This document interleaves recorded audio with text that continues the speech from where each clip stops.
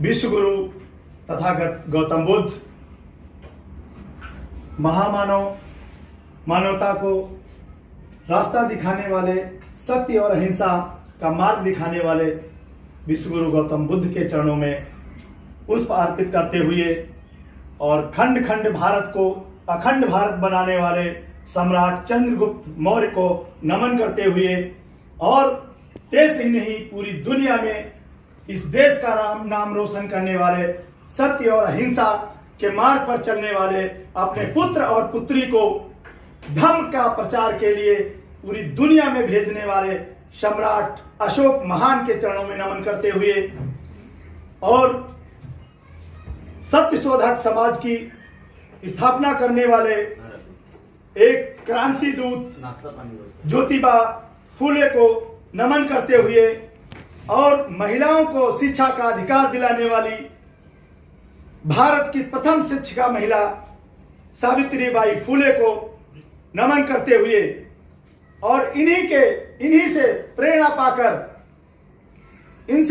पाकर आज भारत रत्न बाबा साहब अंबेडकर का जन्मदिन है, उनको भी मैं नमन करता हूं। तमाम महापुरुष कबीर और साहू जी महाराज, तमाम हमारे महापुरुष ऐसे हैं, झलकारी बाई, उन सबको नमन करते हुए आज चिंता का विषय यह है कि इतने वर्ष हमारे संविधान को बने हुए हो गए, लेकिन आज भी हमारे देश में संविधान लागू नहीं हुआ। कुछ चंद लोग कहते हैं ये दलितों और शोषितों के लिए ये बना हुआ संविधान है। साथियों, मैं आप लोगों को बता दूं, मैं मजदूरों के बीच में रहता हूं, मजदूरों के लिए काम करता हूं और समाज के लिए, मजदूरों के लिए पूरा जीवन हमने समर्पित कर दिया है। अभी हमारे साथ में बैठे हुए झा साहब हैं, आप पूछ लीजिए इस इंडस्ट्रीज के अंदर जितने भी मजदूर काम करते हैं उनको कोई पूरी मजदूरी नहीं मिलती है, तो क्या वो संविधान का हनन नहीं हो रहा है? क्या संविधान का शोषण नहीं हो रहा है? क्या एक दलित का ही शोषण हो रहा है? जो ब्राह्मण, भूमिहार, ठाकुर काम कर रहा है उसको भी उतना ही वेतन मिल रहा है, क्या उसके साथ शोषण नहीं हो रहा है? चौकीदार वही लोग हैं। तो जब संविधान लागू होगा तो चाहे वो किसी भी वर्ग से हो उसको पूरा वेतन मिलेगा। तो इसलिए संविधान का हनन हो रहा है आज इस देश में। आप भूले नहीं होंगे, अभी 1-1.5 साल पहले की बात है, राजस्थान के अंदर इस एक स्कूल में 8 साल का बच्चा पानी पीने के लिए घड़े को हाथ लगा देता है, उसकी इतनी पिटाई की जाती है कि मौत हो जाती है। शिक्षक द्वारा बताइए वो शिक्षक कैसे बन गया? क्या संविधान उसने नहीं पढ़ा? अभी स्कूल में बाबा साहब का जयंती मनाई जा रही थी 2 दिन पहले, मैंने जब वहां बात की तो शिक्षकों ने अपना पक्ष रखा और कहा कि 6ठी क्लास में अधिकारों का बात पढ़ाई जाती कि आपके अधिकार क्या है, मौलिक अधिकार क्या है। आप बताइए क्या मौलिक अधिकार 6ठी में पढ़ने वाला बच्चा समझ सकता है? तब समझने की जरूरत होती है जब समझने लायक होता है, वहां तक हमारा और आपका बच्चा पहुंचता ही नहीं है। जब डिग्रियां पा करके कॉलेज में जाकर के इतिहास पढ़ता है उस टाइम हमारे बच्चे पढ़ नहीं पाते क्योंकि पैसे नहीं है, अशिक्षा के अभाव में वो वहां तक अपने अधिकारों की बात नहीं कर पाते हैं। तो आज जरूरत है बाबा साहब के संविधान को लागू करवाने की, और वो तभी लागू होगा, एक एक नहीं, हर एक व्यक्ति 140 करोड़ लोगों को जागना होगा।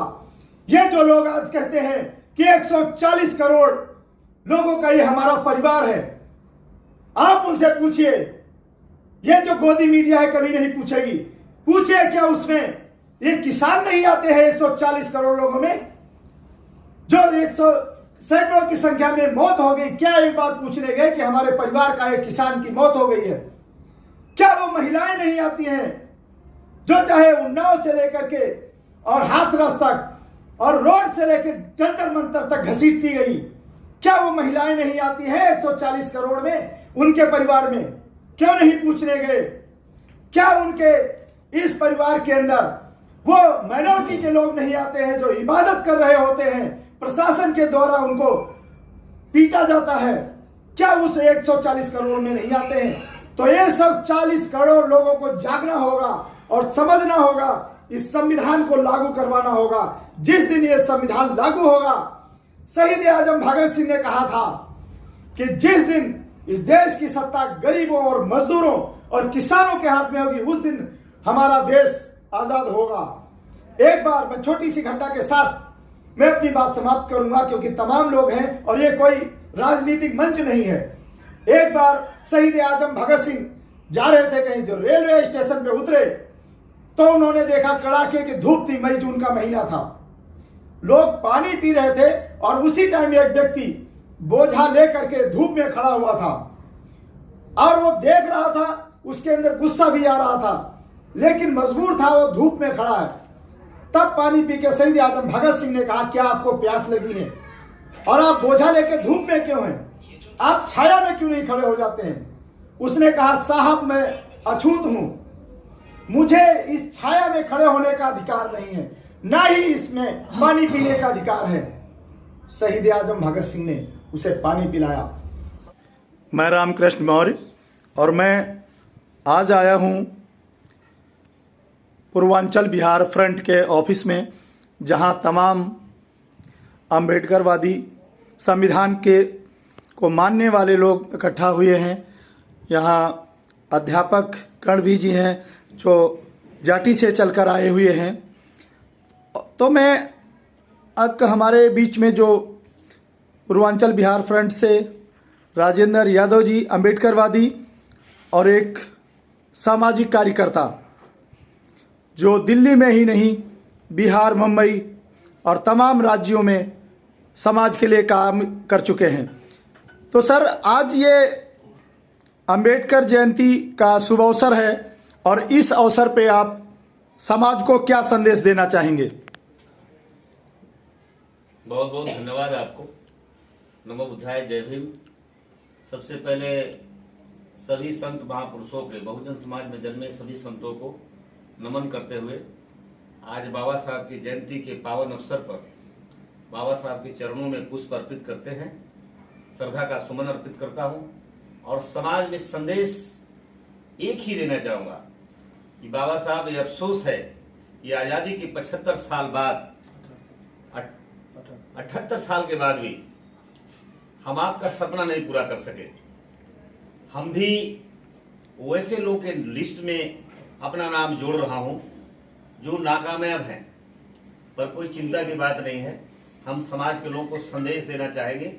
बाबा साहब ने एक ही बात कहा था और हमारे बिहार की धरती से बाबू जगदेव प्रसाद जी ने एक स्लोगन दिया था और इसे बाबा साहब और भगवान बुद्ध को अडॉप्ट करते हुए कहा था कि पहला पीढ़ी का जो लोग होता है वो बलिदान देता है, बलिदान की लाइन में भी हम खड़े थे।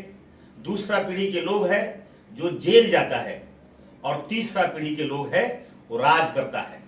आज बाबा साहब के संविधान के साथ आज राज करने का मौका मिल गया है। बाबा साहब ने 3 मंत्र दिया, शिक्षित बनो, संगठित हो और वो संघर्ष करो। आज संघर्ष का वो दिन आ गया है। हम तमाम बहुजन समाज के लोगों को एक ही अपील करना चाहूंगा कि सारे लोग, देशवासी, संविधान को ही अपना मकसद, संविधान को ही अपना भगवान, संविधान को ही अपना मंजिल समझकर काम करें, तभी ये देश बचने वाला है, तभी ये समाज आगे बढ़ने वाला है। इस देश में बाघ और बकरी, देश में आज ऐसी कुछ शक्तियां आ गई देश में, बीच में भारत के बहुजन समाज के लोगों को गुमराह करके देशी और विदेशी का लड़ाई छिड़ गया है देश में। जिसका देश से कोई मतलब नहीं है वो देश के लोगों को गुलाम बनाना चाहता है और भारत की जो आत्मा है संविधान, उस संविधान को खत्म करना चाहता है। ये आज एक शक्तियां है जो संविधान के लिए खड़ा होना चाहता है, जो पूरे भारत वर्ष में आज बाबा साहब को जयंती मना रहा है, बाबा साहब को नमन कर रहा है। एक वैसी भी शक्तियां है जो इस भारत के संविधान, भारत से संविधान को खत्म कर देना चाहता है, मनुवाद के रास्ते पे ले जाना चाहता है।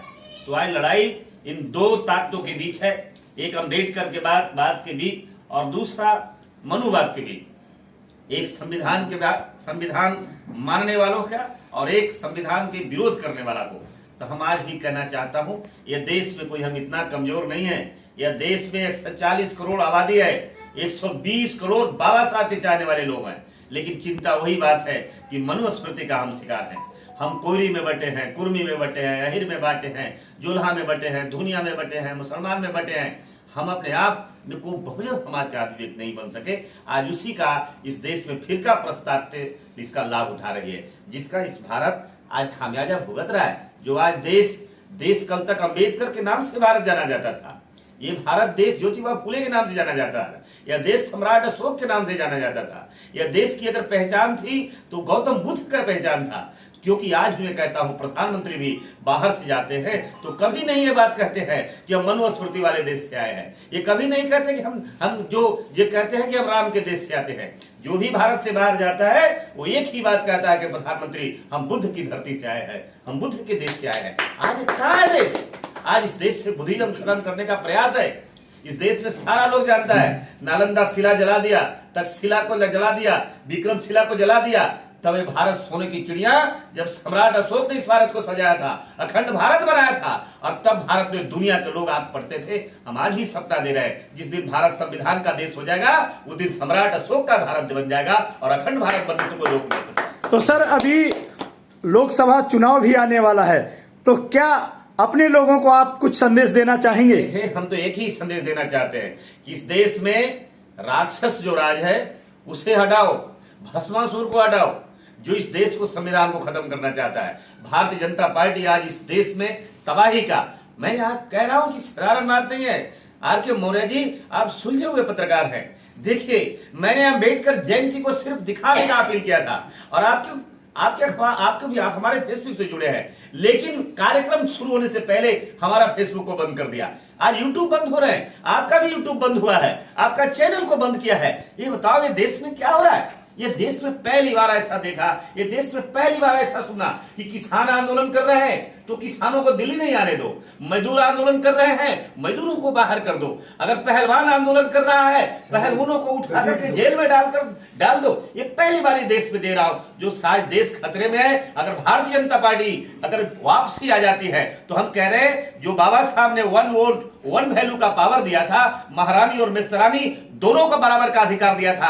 आने वाला दिन में नरेंद्र मोदी चीन का भारत बनाना चाहता है, चीन बनाना चाहते हैं देश को। आने वाला समय में चुनाव ही नहीं होने वाला है, ये वोट देने का अधिकार भी खत्म होने वाला है। मैं साफ साफ ये बात करा रहा हूं। अब ये देश अम्बेडकर का देश नहीं बचा, अब ये देश गांधी का देश नहीं रहा, अब ये देश सुभाष चंद्र बोस का नहीं रहा, अब ये देश अडानी अंबानी का बन गया। क्या आपको लगता है कि जो अम्बेडकरवादी हैं इतना कमजोर हो गए हैं कि ऐसे शासन सत्ता से डर जाएंगे? क्या वो फिर बार बार ऐसे बनते रहेंगे? देखिए, कह रहे हैं एक दिल के टुकड़ा हजार गया, कुछ यहाँ गिरा कुछ वहां गिरा। हम तो, हमारा बहुजन समाज तो बटा है। अम्बेडकरवादी जो लोग हैं, आज मैं कह तो रहा हूं, 131 सांसद अगर पार्लियामेंट में हो जाता तो उनकी छठी के दूध याद कर देता उसी पार्लियामेंट में जब से मोला साबित हो रहा था। 131 सांसद रिजर्वेशन के सवाल पर खड़ा हो जाता तो वो बिल पास नहीं होता। एक्विजिशन बिल पर, लैंड एक्विजिशन पर किसानों का मामला चल रहा था, अगर 131 बाबा साहब के आरक्षण पर आने वाले लोगों ने विरोध कर देता तो वो बिल आज काला कानून पास नहीं होता। आप लगातार आप देखिए, आज महिला आरक्षण बिल आया हेमा मालिनी और माधुरी दीक्षित को लाने के लिए, अगर 131 सांसद विरोध कर दिया होता तो अंधे कुछ भारतीय जनता पार्टी चली जाती और अपने बाप के घर में उनको भेज देते। कभी हिम्मत नहीं करती। लेकिन आज देखिए, इलेक्ट्रल बोल में आज पैसे के बदौलत देश के सारे उद्योगपतियों को ईडी और सीबीआई के दिखाकर बंदूक के नोक पर इलेक्ट्रल बोर्ड के माध्यम से इतना पैसा लिया गया है कि एक पार्लियामेंट में 200 करोड़ रुपया खर्चा भारतीय जनता पार्टी कर रही है। ये भारत की जो संस्कृति रहा है, आज साधारण आदमी चुनाव नहीं लड़ सकता। आज साधारण आदमी को खेती करने से वंचित किया जा रहा है। आज साधारण आदमी को मशीन लाकर मजदूरी करने से रोका जा रहा है। यानी भारत की जो पुरानी जो हमारी पहचान रहा है, भारत अगर गर्व कुछ करता है तो इन हाथों में गर्व करता है। भारत की अगर कोई ताकत है तो किसान है, मजदूर है, हमारी ताकत है तो हमारी ये मिट्टी है, हमारी धरती है। लेकिन आज उससे भी छीनने का प्रयास हो रहा है। इसलिए एक ही संदेश देना चाहता हूं, भाजपा हटाओ, देश बचाओ, भारतीय जनता पार्टी हटाओ और संविधान बचाओ। बहुत बहुत धन्यवाद सर। साथियों, यहाँ पर तमाम उपस्थित प्रबुद्धजनों को मैं हार्दिक स्वागत अभिनंदन करता हूँ। और आज एक ऐसे मौके पर उनको बोलने का सौभाग्य प्राप्त हो रहा है जिनके कलम अधिकार की बदौलत आज हमें बोलने की स्वतंत्रता है। ऐसे महान योद्धा का जन्म 14 अप्रैल 1891 मध्य प्रदेश राज्य और मुहू जिले में एक गरीब दलित के परिवार में होता है। भारत की असमानता आसमान छू रही थी। ऊंच नीच की इतनी बड़ी खाई थी, जहां सामाजिक समानता की बात करना तो दूर, सोचने पर उस पर जबान पर ताला लगा दिया जाता था। आगे गले में मटका और पीछे शरीर में कमर में झाड़ू बांधकर चलाने पर कुछ सामंतवादी सोच के लोग गरीब दलित कल्पियों को मजबूर करते थे। ऐसी स्थिति में एक ऐसे भारत के रत्नकार शिल्पकार बाबा साहेब का जन्म होता है। सामाजिक परिवेश को देखते हुए इनकी पढ़ाई लिखाई विदेशों में होती है और वहां से बैरिस्टर बनकर आते हैं भारत में। तत्पश्चात नौकरी करने के बाद आर्थिक समानता का दौर देखते हुए इनके मन में खीन हो उठता है। सौभाग्य प्राप्त होता है इनको भारत का संविधान लिखने का।